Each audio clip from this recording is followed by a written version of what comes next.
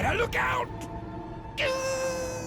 You better look out! Hello, Johnny from Eurogamer here with some rather interesting new details on Middle-earth Shadow of War. I went to visit developer Monolith in Seattle recently for a good chunk of hands-on time and a really detailed look at Shadow of War's social elements, namely the return of Vendettas and the all-new Social Conquests. Here's how they work. In Shadow of War, you can take on an all-new mission type called Social Conquest, which, to be honest, kind of sounds like Talion's finally getting over the death of his wife and is trying to move on, which is not quite it.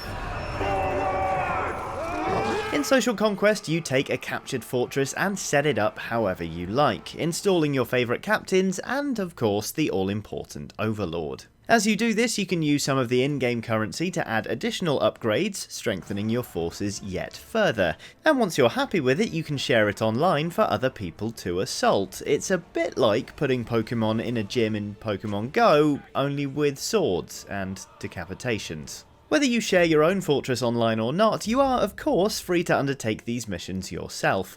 Head to the Social Conquest marker on the map and you can select a fortress to assault, setting up your attacking forces before getting magically transported to that player's version of Mordor and going to work. The assault itself presents you with a series of capture points. Each of these must be taken before you can infiltrate the main keep and take on the Overlord. Speed is everything in this mode if you want the best possible rating. From the moment the assault starts to the moment the Overlord falls, you're on the clock, with a timer counting down how long you have left to finish the mission in order to get that all-important gold, silver or bronze rating.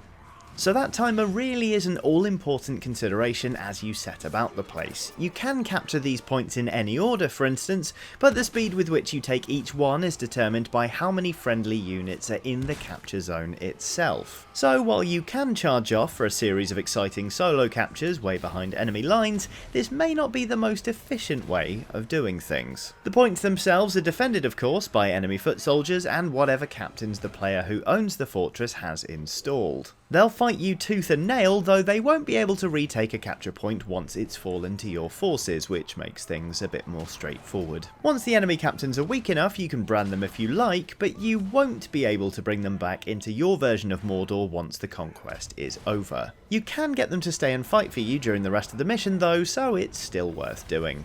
Social conquests in Shadow of War fall into two categories: friendly, which lets you take on other forts without risking any of your followers, and ranked. Ranked conquests are different in that each successful conquest boosts your assault rating, allowing you to take on progressively tougher fortresses. A failed conquest will lower your rating, however, so be careful not to bite off more than you can chew. Ranked is also different in that your followers are at risk. If one of your captains dies during the assault, they're dead in your version of Mordor as well.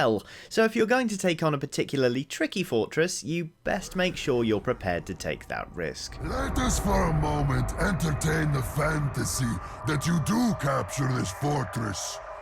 There are countless thousands of orcs in Mordor, and every one of them will come for you.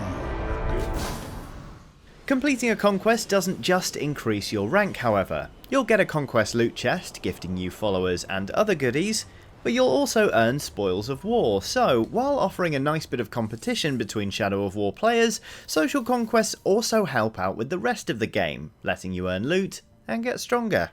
The thing I like most about social conquests, however, is that they let you continue to assault fortresses even after you've captured all of Mordor for yourself in the course of the main game. Fortress assaults are one of the key features in Shadow of War, so finding an unintrusive way to make them endless seems like a pretty smart move to me.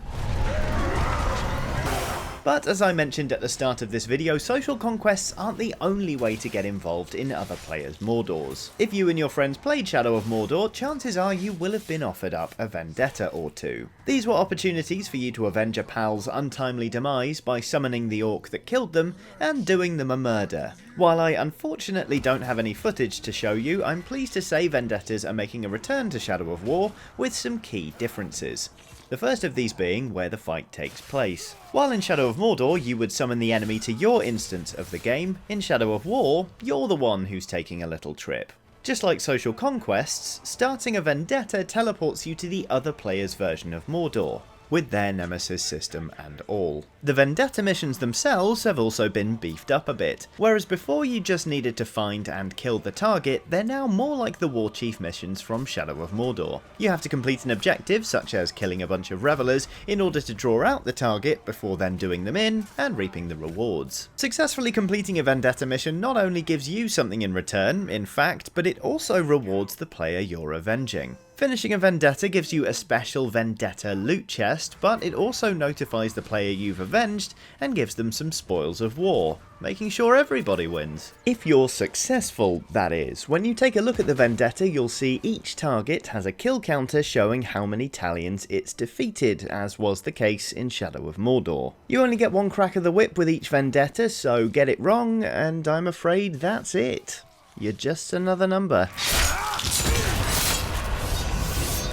So there you have it, Social Conquests and Online Vendettas, 2 ways to invade other players' Mordors and kill their most powerful captains. What do you think? Thoughts in the comments below if you'd be so kind. Anyway, that's certainly not all I saw in Shadow of War, though regrettably it's all I'm permitted to discuss right now.